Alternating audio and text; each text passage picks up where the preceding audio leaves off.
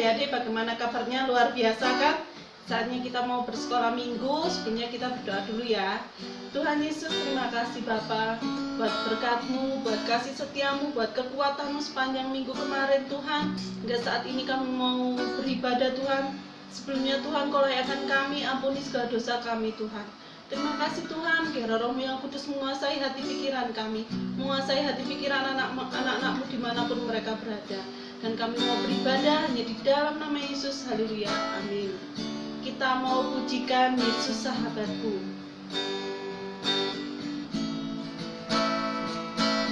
Yesus sahabatku, Kau mati bagiku,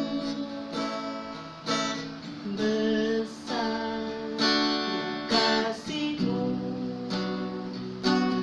sahabat dan Tuhanku, sampai ku besar nanti, sampai di surga nanti. Ikuti Kau, Yesus sahabatku dan Tuhanku. Sekali lagi, Yesus sahabatku, Kau mati bagiku, besar kasih-Mu,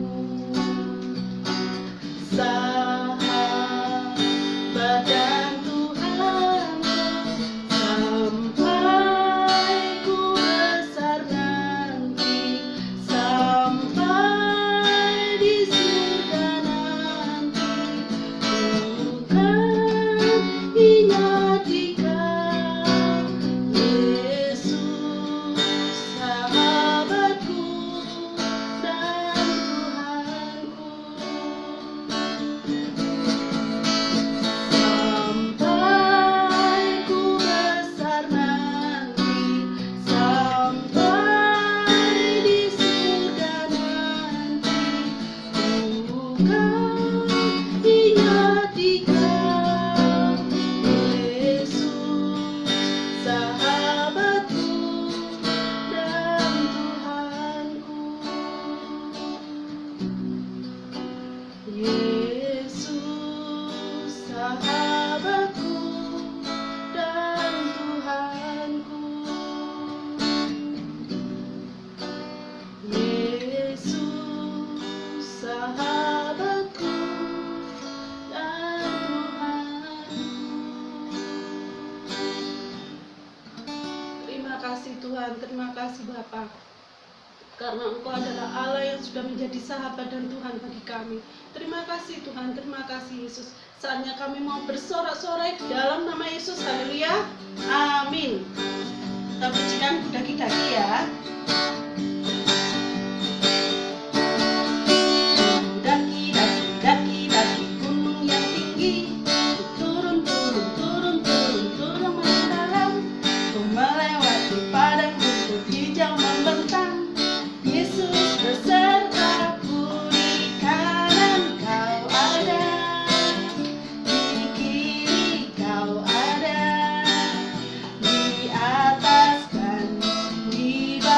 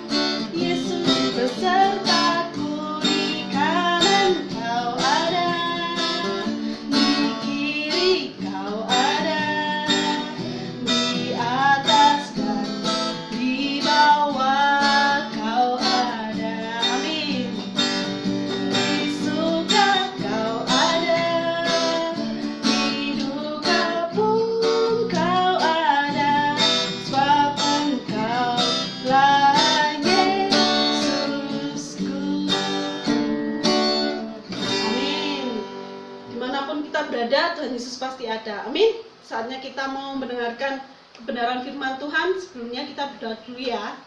Tuhan Yesus, terima kasih Bapa. Saatnya kami mau mendengarkan kebenaran firman-Mu Tuhan. Dan kami mau mendengarkan dan kami mau belajar melakukannya Tuhan. Biar Roh-Mu yang kudus yang menuntun dan menolong kami. Di dalam nama Yesus, haleluya. Amin. Baik, kita mau buka di dalam Markus 7 ayatnya yang ke-31 sampai ayatnya yang ke-37. Markus 7 ayatnya yang 31 sampai 37. Kita mau baca ya, kita baca sama-sama. 1, 2, 3. Yesus menyembuhkan seorang tuli. Kemudian Yesus meninggalkan pula daerah Tirus dan dengan melalui Sidon pergi ke Danau Galilea di tengah-tengah daerah Dekapolis. Di situ orang membawa kepadanya seorang yang tuli dan yang gagap dan memohon kepadanya supaya ia meletakkan tangannya atas orang itu. Dan sesudah Yesus memisahkan dia dari orang banyak sehingga mereka sendirian, ia memasukkan jarinya ke telinga orang itu, lalu ia meludah dan meraba lidah orang itu. Kemudian sambil menengadah ke langit, Yesus menarik nafas dan berkata kepadanya, Efata, artinya terbukalah. Maka terbukalah telinga orang itu, dan seketika itu terlepas pula lah pengikat lidahnya. Lalu ia berkata-kata dengan baik. Yesus berpesan kepada orang-orang yang ada di situ supaya jangan menceritakannya kepada siapapun juga. Tetapi makin dilarangnya mereka, makin luas mereka memberitakannya.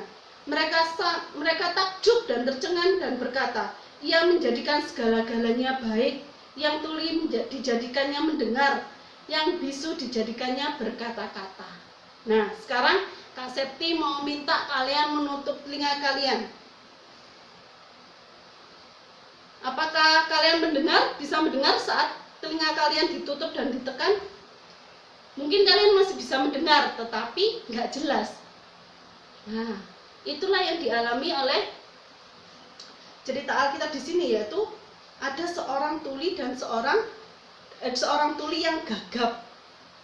Nah, di sini dikatakan pada waktu itu Tuhan Yesus dalam perjalanannya melayani, memberitakan Injil.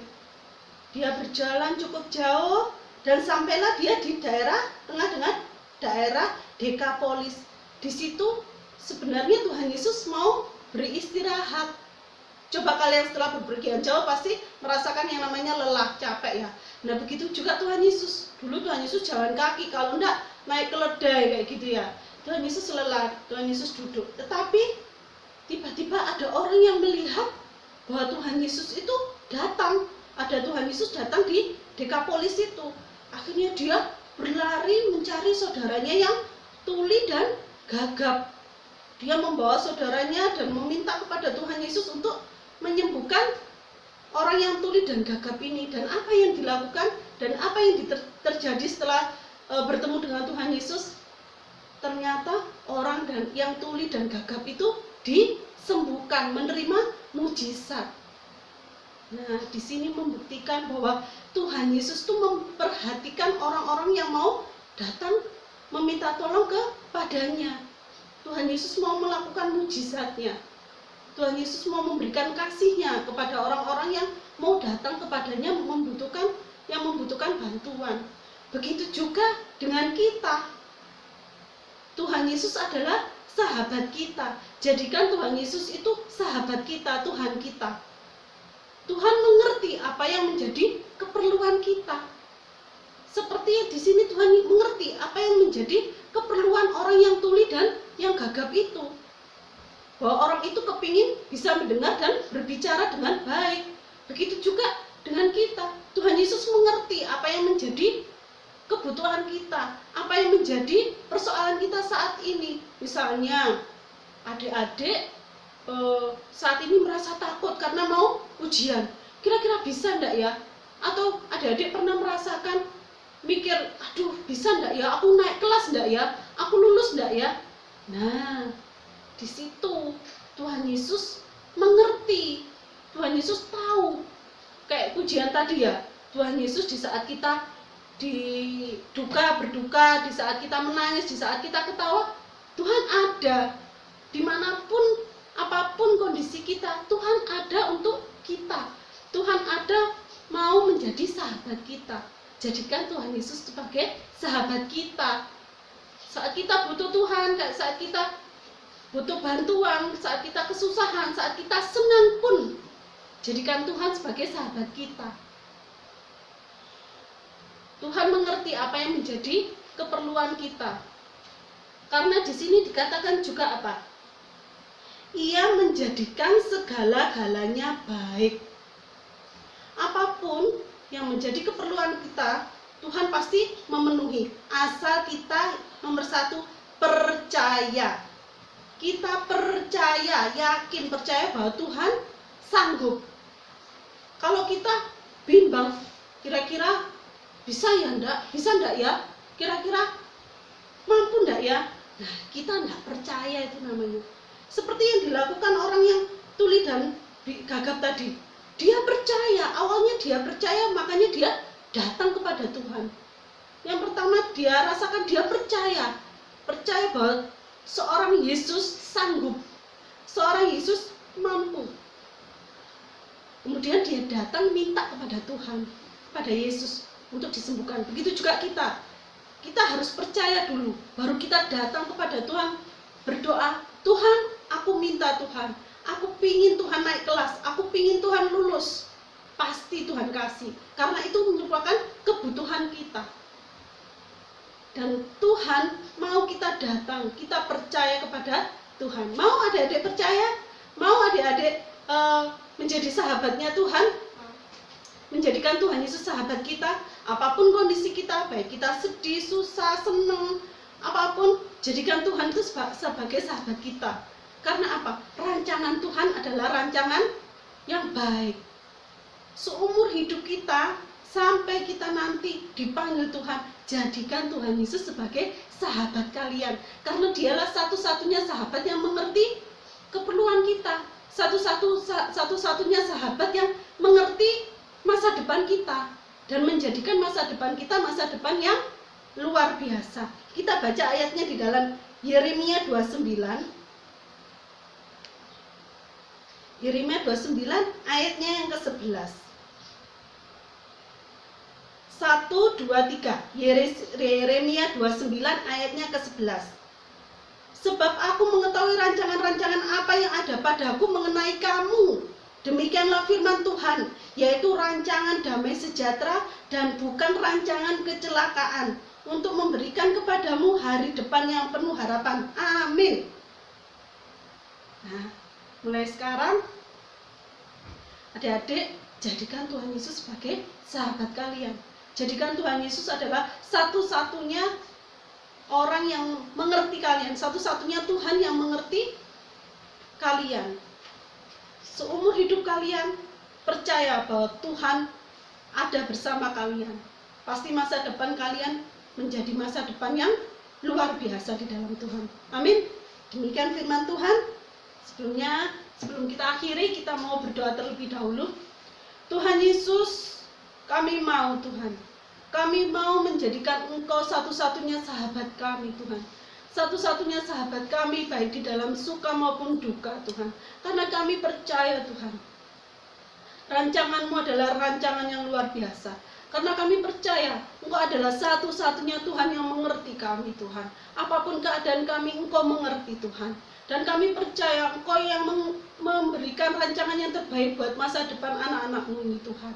Dan Tuhan, berkati mereka Tuhan, berkati anak-anak-Mu ini Tuhan. Jika seminggu ke depan mereka akan melakukan ujian Tuhan, mungkin ada yang melakukan ujian Tuhan, biarlah Engkau memberikan mereka kepintaran Tuhan. Engkau berikan mereka hikmat-Mu Tuhan, sehingga mereka boleh mengerjakan setiap soal-soal Tuhan, sehingga mereka boleh mendapatkan nilai yang terbaik, sehingga nama-Mu boleh dipermuliakan atas mereka Tuhan.